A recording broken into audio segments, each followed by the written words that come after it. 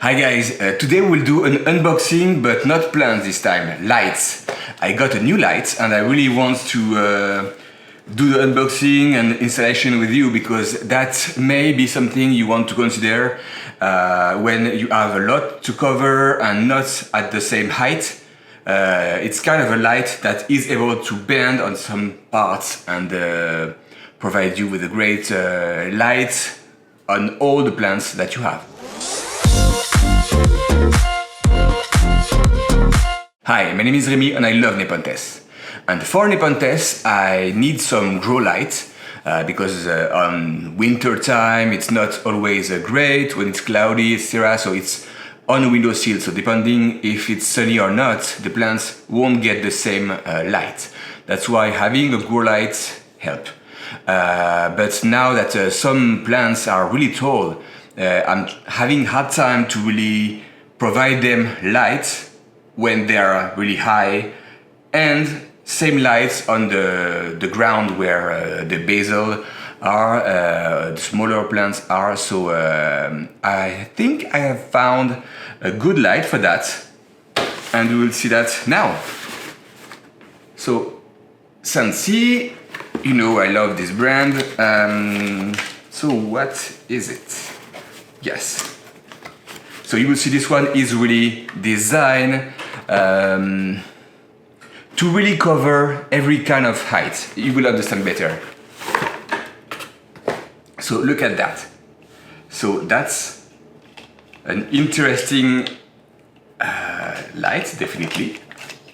Okay, let me unplug this.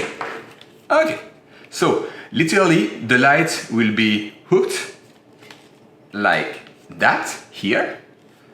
And then you can, as you see, decide if you want the full cover, the full light, like that, or if you want to just have one side, like what I will do for me, that will just be up and blow the lights on the side of the plant, and the rest will just go straight down on the plants, and that's gonna be it.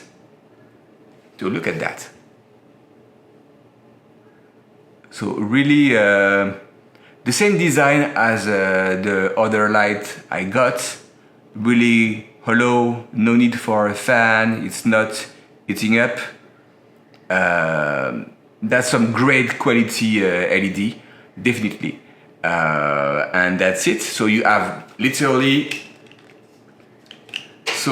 12. It's supposed to be 60. Yeah, 60.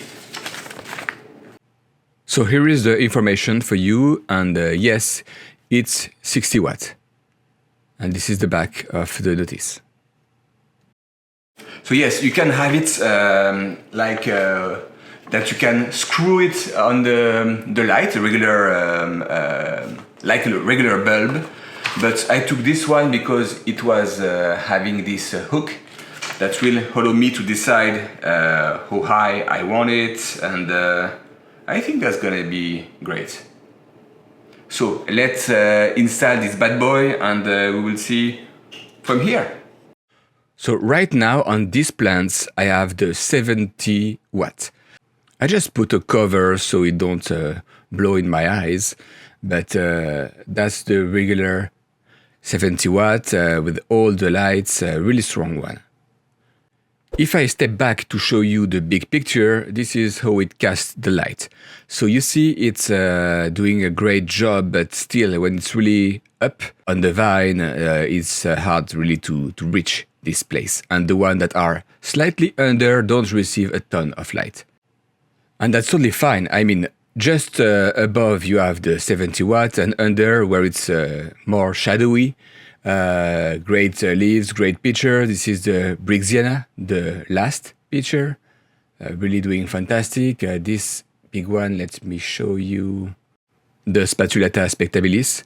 Look how big it is compared to my hand. Fantastic, right? So, and they are just under this 70 watt Sansi. And the Truncata, same, really happy, really growing strong. really sticky too. And there is even another picture hiding. Let me show you here. So I won't pull it out, but that's the new picture from Truncata. So they are happy. Everything, even on the vine, I mean, they are doing great. So again, sticky. So you cannot really complain. This 70 watt was doing a great job. Just slightly under, it was slightly dark for me. So let's change that. So that's the 60 watt now. But you see it casts the light straight down and on the angle. So that's, I will try to show you, but that's really bright. So it's, so see, it's really casting perfectly on the vine and great power just under for 10 watts less. So I mean, that's a great deal. Let me show you how I attach that. So the hook again. And I just used a zip tie. Really easy to install. This is waterproof. So that's even if I was in the greenhouse or having water sprayed, it would be fine. So that's definitely a good one. It feels like alien to me, but that's cool. And hopefully I will be able to show you the result of the plants right under it to see if they grow better. So now let's go downstairs to reinstall the 70 watts to reuse that. So I had to find a way to attach it and not break the furnace, I mean. But this is perfect. It's 3 by 3 feet, so that's a lot of space. And I plan to use this space for plant recovery because it's way cooler here. So that's the 3 Jacquelineae.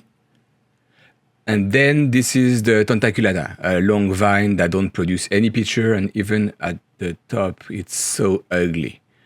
So I will just literally go all in. I plan to cut it, and yeah, I will. This is healthy, not picturing, but healthy. So I plan to cut it just above here, and then I will be able to try to do some cuttings. And because it's cooler here, they should be growing enough to be sold. Okay, so let's do that right now because at least I won't be able to think twice. Now it's done. Yeah, hopefully I will put them here. Oh yeah, there is water, like an inch of water maybe. And the pots don't touch the water, right? The water is just under to provide good humidity. So that's gonna be cool and really humid. So let's take care of the cuttings and I will show you the next part. Okay, for the hospital, just put some plastic, but leave some space both sides so the air is able to move. So that's the cuttings. We will see if they take. That's the Jacquelineae that is deformed. This is the Tentaculata, and the 2 other small ones are the Jack. So the 70 watt is really bright. As you see, I'm at least 3-4 feet away, and it will light like 3 square feet. And later, when these plants will be sold, I will use that for seedlings. If you want to see how effective are the Sansi grow lights, here is a video for you. If you enjoyed this video, please like and subscribe. That's always helping. And until next time, happy growing!